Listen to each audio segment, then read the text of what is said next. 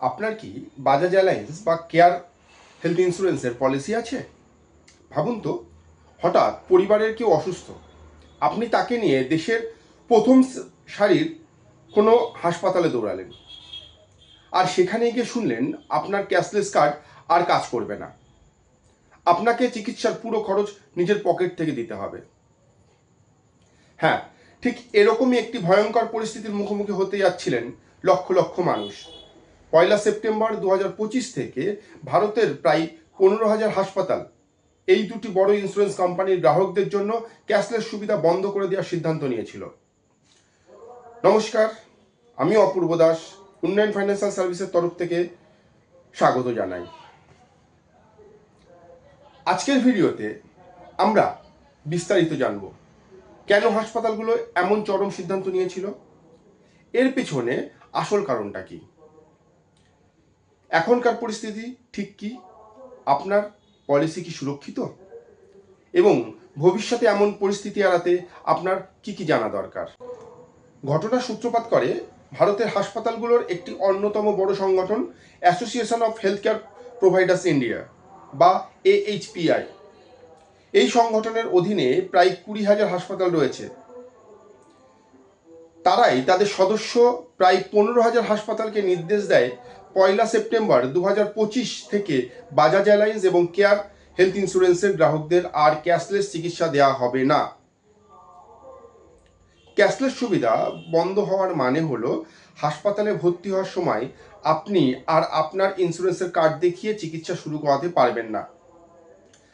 আপনার চিকিৎসার পুরো টাকাটা হতে পারে সেটা 50,000 বা 5 লক্ষ টাকা আগে নিজের পকেট থেকে দিতে হবে।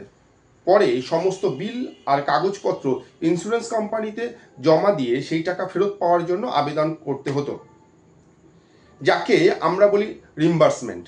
বুঝতেই পাচ্ছেন জরুরি অবস্থায় এটা সাধারণ মানুষের জন্য কতটা চাপ এবং ভোগান্তির কারণ হতে পারে। এখন প্রশ্ন হলো, হাসপাতালগুলো হঠাৎ এমন কড়া সিদ্ধান্ত নিল কেন?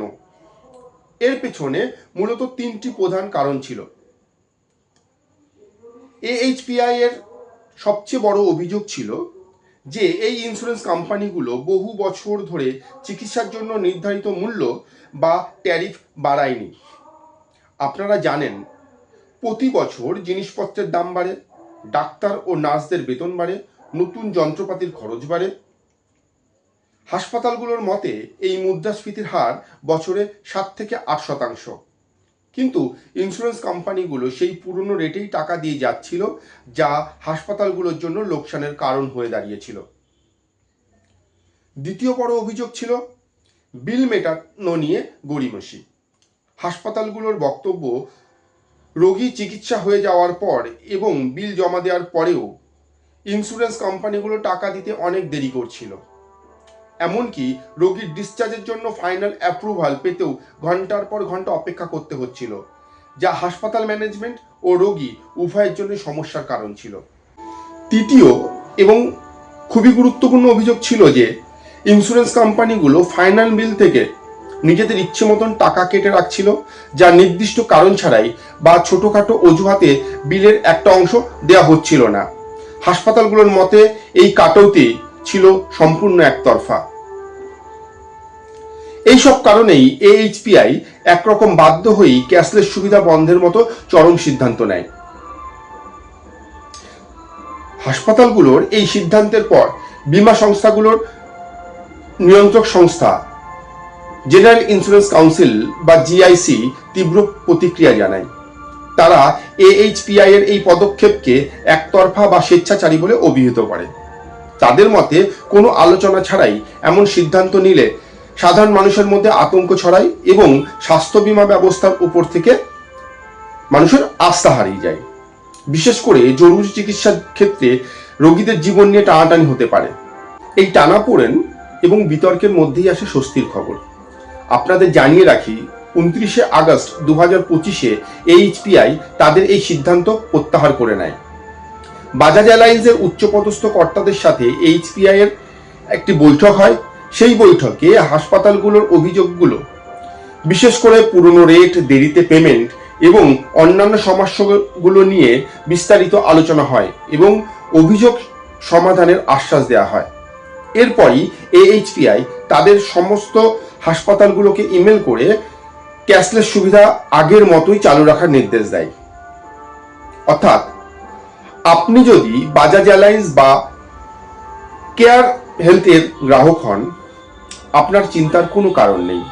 আপনি আগের মতোই AHPI এর অন্তর্ভুক্ত হাসপাতালগুলোতে ক্যাশলেস চিকিৎসার সুবিধা পাবেন। এই পুরো ঘটনাটা আমাদের সবার জন্য, যারা হেলথ ইন্স্যুরেন্স ব্যবহার করি তাদের জন্য কয়েকটি গুরুত্বপূর্ণ বিষয় সামনে নিয়ে এসেছে। প্রথমত, সচেতন থাকুন। আপনার ইন্স্যুরেন্স কোম্পানি এবং হাসপাতালগুলোর মধ্যে সম্পর্ক কেমন তা নিয়ে খবর রাখুন। অনেক সময় এই ধরনের বিবাদের প্রথম শিকার হন গ্রাহকরাই। দ্বিতীয়ত, আপনার পলিসি জানুন। আপনার পলিসির অধীনে কোন কোন হাসপাতাল রয়েছে, তাদের ক্যাশলেস নেটওয়ার্কে কোনো পরিবর্তন আসছে কিনা সেদিকে নজর রাখুন। তৃতীয়ত, একটি এমার্জেন্সি ফান্ড তৈরি করুন। এই ঘটনা শিখিয়ে দিল যে শুধুমাত্র ইন্স্যুরেন্সের উপর ভরসা করে বসে থাকা ঠিক নয়। অর্থাৎ কোনো প্রয়োজনে চিকিৎসার খরচ মেটানোর জন্য হাতে কিছু টাকা বা একটি এমার্জেন্সি ফান্ড থাকা অত্যন্ত জরুরি। চতুর্থ, বিকল্প প্রস্তুত রাখুন। আপনার পলিসির নেটওয়ার্কের বাইরেও আপনার কাছাকাছি কোনো ভালো হসপিটাল আছে, তার একটি তালিকা নিজের কাছে রাখুন। স্বাস্থ্য বীমা আমাদের জন্য একটি সুরক্ষার কবচ, কিন্তু সেই ব্যবস্থা মাঝে মাঝে এমন কিছু বাধার সম্মুখীন হয়। একজন সচেতন গ্রাহক হিসাবে আমাদের এই বিষয়গুলো জানা থাকলে আমরা যে কোনো পরিস্থিতি মোকাবেলা করার জন্য মানসিকভাবে প্রস্তুত থাকতে পারব। আশা করি আজকের এই ভিডিওটি আপনাদের কাছে তথ্যপূর্ণ ছিল। এই গুরুত্বপূর্ণ খবর আপনার বন্ধু এবং পরিবারের সদস্যদের সাথে শেয়ার করে দিন, বিশেষ করে যাদের বাজাজ অ্যালায়েন্স বা কেয়ার হেলথ ইন্স্যুরেন্সের পলিসি রয়েছে। এমনই ইন্স্যুরেন্স এবং ইনভেস্টমেন্ট সংক্রান্ত বিভিন্ন তথ্যমূলক ভিডিও পেতে আমাদের চ্যানেলকে সাবস্ক্রাইব করবেন। সবাই সুস্থ থাকবেন, সুরক্ষিত থাকবেন। ধন্যবাদ।